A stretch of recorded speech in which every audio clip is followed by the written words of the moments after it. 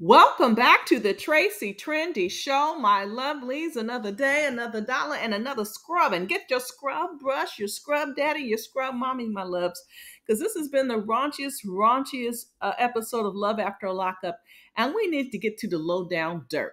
Let's start off with the raunchiest. We're going to get out of order here because this is the topic of the discussion. The whole episode was of Joy and Red. My loves, day one, after prison, it gets on and popping. So Joy spots Red texting. And, she says, you know what, your mom has been telling me you've been spending money on these girls. And he said he would have told her. But the reason he was getting the money, he claims, is because Joy didn't have it. Even though she spent $40K on him, she didn't have it. But anyway, he said half the time he ain't talking to the women. And that's what started. She says, what about the other half? What about the other half? And she claims she can't trust him. This is the woman who had 3 men and a baby on him, and she's supposed to take him home to the family. So it all goes south from there. She feels everything is a lie. The next day, she wants him to take accountability, but she finds his pictures of his women, and not one of those women, not one. There's 15 pictures of different women, and not one of them is her. And he claims they're all friends, just like that old side tooth Julie that he ran up in the hotel with. That was supposed to be his BFF. So anyway, she figures, or he figures actually, that Joy probably has some pictures too, but she probably deleted them. But Joy claims that she's been faithful for the last 4 years. Anyway, he feels she's blowing things out of proportion. Remember, this is the chick who slept with 3 dudes and unprotected and had the baby on him. So anyway, he bounces with his home chick, Julie, the side tooth missing chick. She pulls up, and he says, you look good, your lips, ooh, I wonder how they taste like. And he feels as if he needs a hall pass because he missed his 20s. Just one pass, just one. So Joy pulls up and she doesn't see him. And she calls him, but no answer. She starts to rethink the relationship. And I hope all that money she poured into his wallet. So Julie and Red hit up the hotel. All right, the same hotel and probably the same room that Joy had with Red. And Red claims it wasn't any revenge. It's just something he needed to get out of his system. And Joy's, she's going all over town. She doesn't know this area well, but she just driving and driving and driving while they're doing some sneaky stuff right up under her nose. So anyhow, they go knocking the boots up in there, smashing and everything. And then Red hops up in the car. He says, hey, I'm going to be at my mama's house. And, I'll see you there. So he hops up into Julie's car and she drops him off at the mama's house. And Joy comes over there and I think she had an epiphany. She had an epiphany. And she said, it's enough is enough.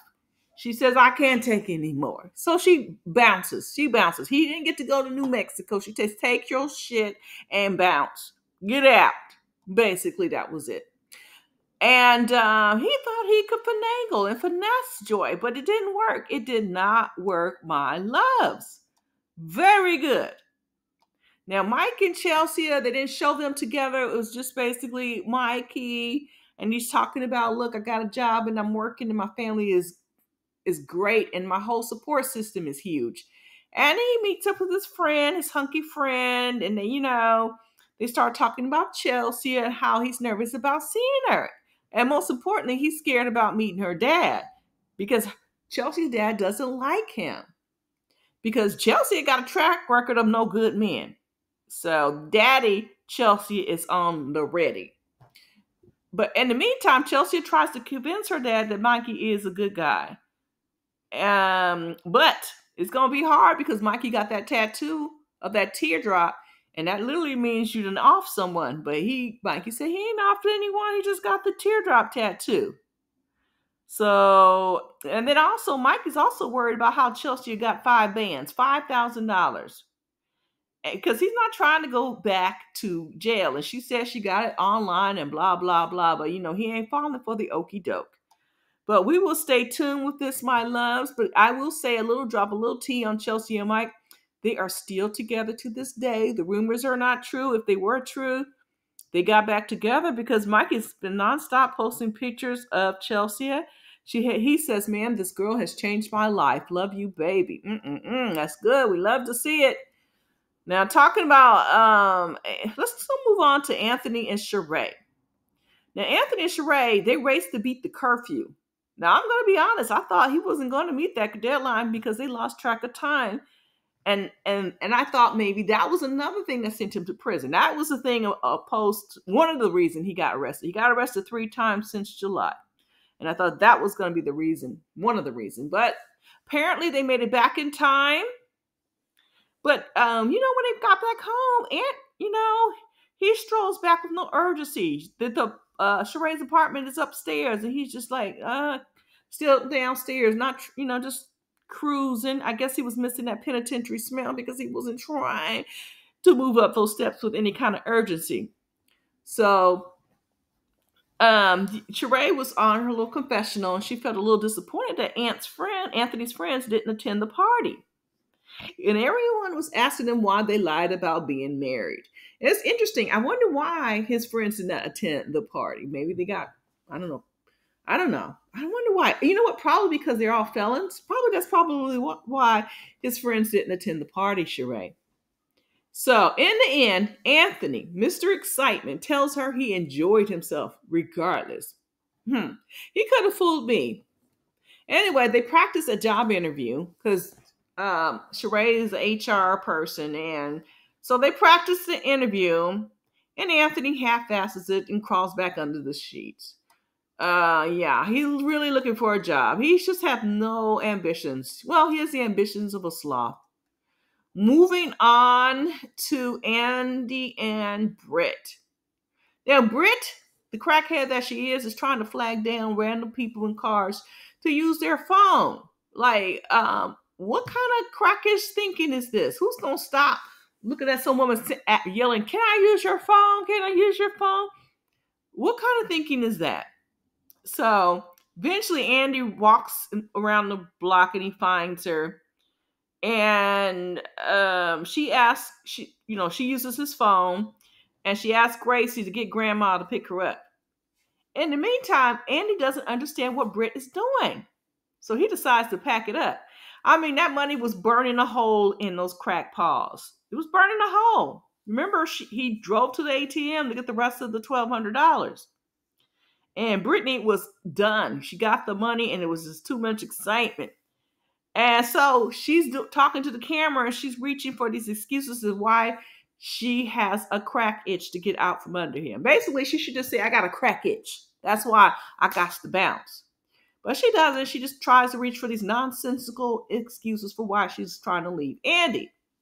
Now, Andy, I guess the production told him to pull up and ask her, will she go with him? But she turns him down. And Andy claims he knows when someone is so worked up and hell-bent on leaving is to go to you. So he knows. He says, "I've been around users, and that's just when you get all worked up like that, you're trying to use." So he made sure her mom picked her up. And Britt is happy that she didn't go use because that's what she normally does when she splits from a man. So, okay. I see you. Now, Louie and Melissa. Louie tells Donna that Mel is mad that he brought the car without telling her when she brought the teeth. Now, I can understand, but Melissa volunteered that she was going to pay for his teeth because she's the one who got the issue with it. So, anyway, I could see her point in wanting him to put some coins on it, but also she was mad that he didn't consult with her about the car. I'm like, oh my God, I'm tired of this. So he feels like buying the car is being more independent because she didn't want him calling them every second. So he says, I'm gonna save you a phone call and I'm gonna buy this car. Now, Donna thinks Mel is being unfair to Louie. And, Louie feels that Mel is irritable and mad at him and it just worries him. He ain't got time for it. And Donna thinks that she could take Louis down for the procedure, but he tells her that Mel is taking him. But Mel tells him that she can't go to Louis' appointment. And, Louis was looking forward to seeing Mel. And she says she ain't trying to go to Georgia when he didn't show her one thing to prove that he is serious about going to Jersey. She wants this man to get to in fifth gear right away. And I'm like, you didn't marry a guy with a PhD. You married a penitentiary guy, okay? This is all you know. So, and he flips pizza. That's what he does. So then she gets mad when Louise tells him that Donna will step up, and Mel flips out because she feels as if Donna is babying him, and that's the whole pattern they do. And Louis sees that Mel isn't at work when he finally rings her up and FaceTime her. And she thought he would be more manly. That's what her answer is. Go to mommy and have your mommy drop you off. He says, look, I ain't got anybody else to drop me off. You bailed. So, and he goes off on her for lying about being at work. Because she said that's one of the reasons why she can't go down to Georgia. Then she says she needs space. And he asks her if she's breaking up on him. And she says that she's taking a pause. And so she goes, she said she also wants him to act more like a boss. So he said, you want me to act like a boss? So he hangs up on her ass. And Donna tells him to keep his options open. And she strikes up a conversation with the dental assistant with the funny hairdo. I'm like, what? She said she's from California. I haven't seen anybody walking around there like that with a little, what is that, flip in the front. But anyway, she tells him to put her number, give me, they exchange number, him and the dental assistant. And we'll see how that goes from there on. But here's a news tip. Louis and Melissa are still together as of the taping of this video. So I don't think he made a move with the dental assistant. And let's go on to talk about Key Rock and Britt. I'm done. I'm not even talking about Key Rock and his own damn baby and Brittany and all that stuff. I'm over it. Over that discussion. That's all they got to talk about. They're 22 years old. I'm with Key Rock. Too damn young to be talking about baby. Okay? Oh, share and care, my love. Like. All right, now we come to this video. We come to the video where we find out who are the winner and losers of this video. All right, Anthony and Sheree. There were no real losers. I mean, Anthony made his curfew. And Sheree, she was happy, I guess, that the party turned out halfway decent, but she was kind of crying. But he said he liked the party anyway. So I guess they both are winning at this time. No, take it back. Take it back. Because Anthony did not make Sheree feel good about that interview. That, he half-assed it. So Anthony is winning. He's just, he know he's going to sell some stuff. Andy and Brittany is winning. Brittany is winning. She got the money in her hand. It's burning a hole in her pocket. So we're two old convicts. Key Rock and Brittany, oh my gosh. Key Rock is winning. I'm not, because he's like, he finally said that he's further away from being a dad than he ever has been. Thank you, Brittany. So shut up about this baby. So Key Rock wins. 3-0 convict. Louis and Melissa. Louis wins. 4-0 convict. Louis wins because he hung up on Melissa. He's tired of that. Tried to hit up the other chick. Red and Joy.